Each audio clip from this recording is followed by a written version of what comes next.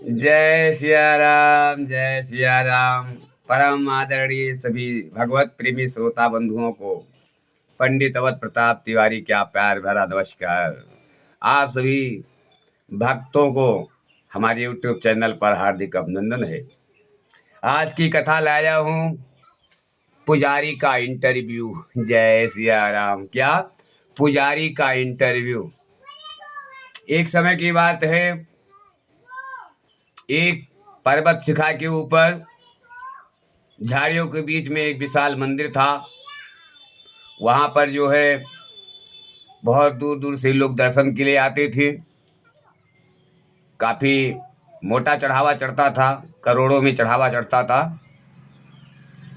तो एक दिन क्या हुआ, वहां के जो पुजारी जी थे उनका तबीयत कुछ गड़बड़ हो गया।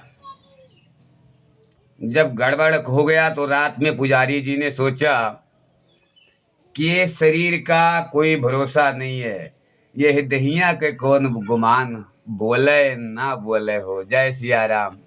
इस शरीर का कोई अपमान नहीं करने योग्य है। वैसे सूचना मिलने लगी है, यमराज की चिट्ठी आने लगी है, तो जीते जी कोई अच्छा संस्कारी ब्राह्मण पुजारी यहाँ पर रख दिया जाए। जीते जी मैं रख दूं अपने इच्छा अनुसार, ताकि ये मंदिर का प्रतिपाल कर सके।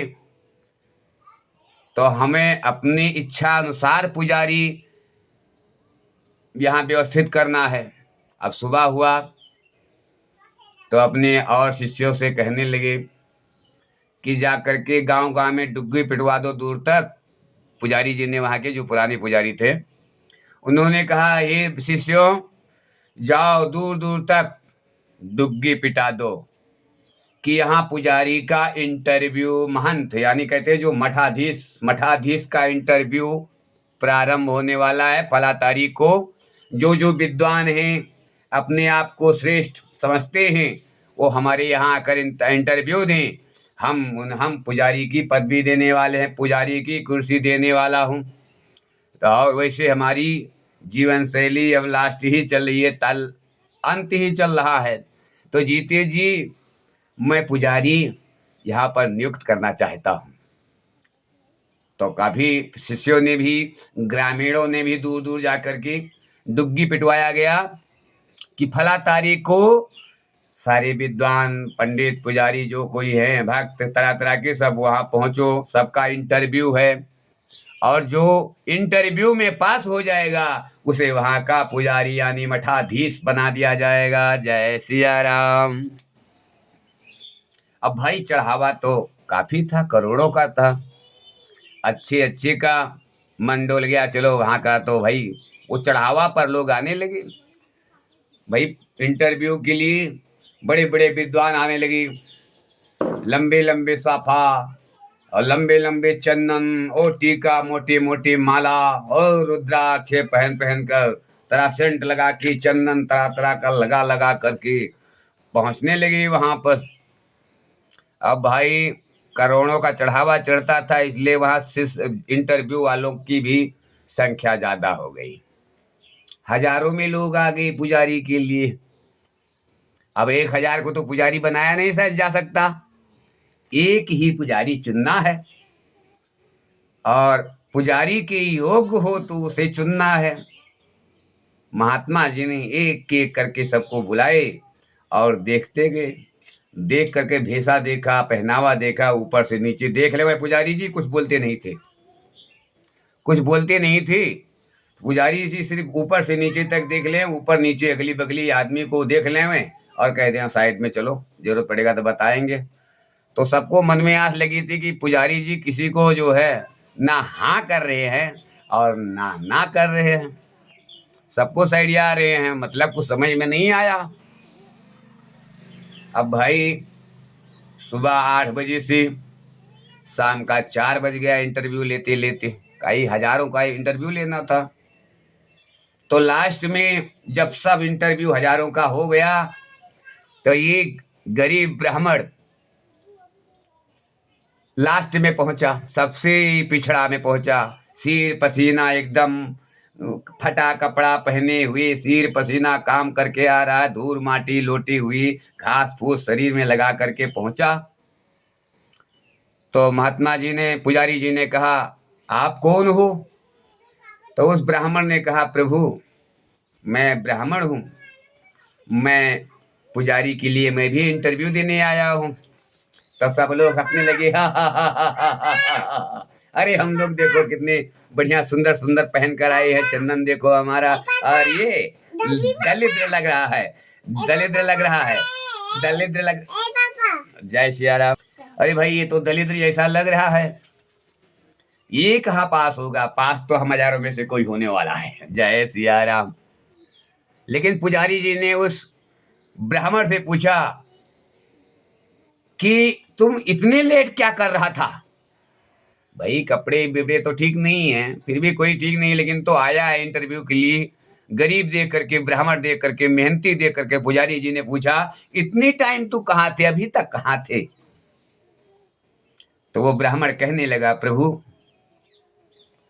यहाँ आने के लिए पगडंडियां थी, रास्ते में ऊबड़ खाबड़ जमीन था, कांटे बहुत पड़े हुए थे, झाल जखड़ियां लगी हुई थी, तो वो मैं साफ करते हुए आ रहा था ताकि जनता को वहां पहुंचने में असुविधा ना हो, सुखपूर्वक सब पहुंच जाया करे मंदिर पर। देखिए महाराज कितना चौड़ा साफ रास्ता बना दिया हूँ, अब तो हजारों की तादाद में साथ में लोग आ सकते हैं। पुजारी जी ने कहा, ठीक है। तो सभी हजारों की तरह पुजारी जी ने देख कर कहा कि आप सब लोग अब अपने पास घर वापस जा सकते हो, मुझे पुजारी मिल गया।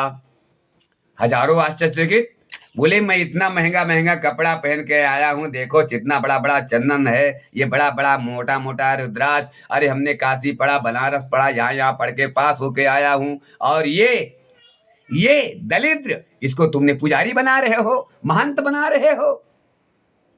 तो पुजारी जी ने कहा, देखो यहाँ राजा की जरूरत नहीं है, यहाँ सेवक की जरूरत है।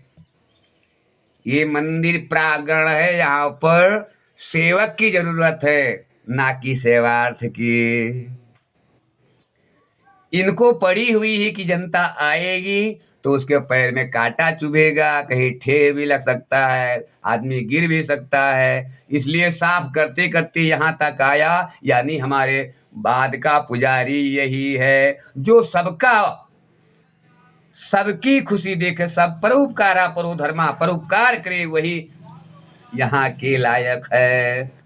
तो महाराज जी सबको लौटार दिया और महंत ब्राह्मण के बच्चे को वहां का महंत बनाया, और वो भजन करने लगा वहीं पर, हमेशा हमेशा के लिए विराजमान हो गया। कैसे?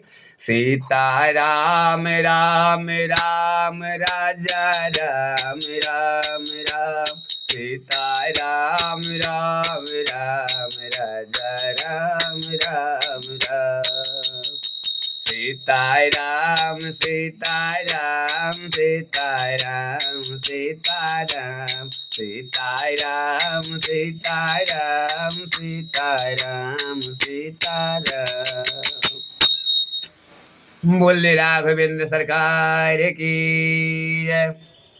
तो पुजारी को पुजारी मिल गया, इंटरव्यू में बड़े बड़े विद्वान फेल हो गए, लेकिन मेहनत इसलिए कहते हैं मेहनत करना सीखो, संघर्ष करना सीखो, और हमेशा दूसरों के लिए सोचो। परोपकार के लिए शरीर मिली है, आपका दायित्व बनता है आप निरंतर उपकार करते रहे। तो अगर हमारी कथा अच्छी लगी है तो हमारे चैनल को सब्सक्राइब करें और कमेंट में लिखें, जय सिया राम।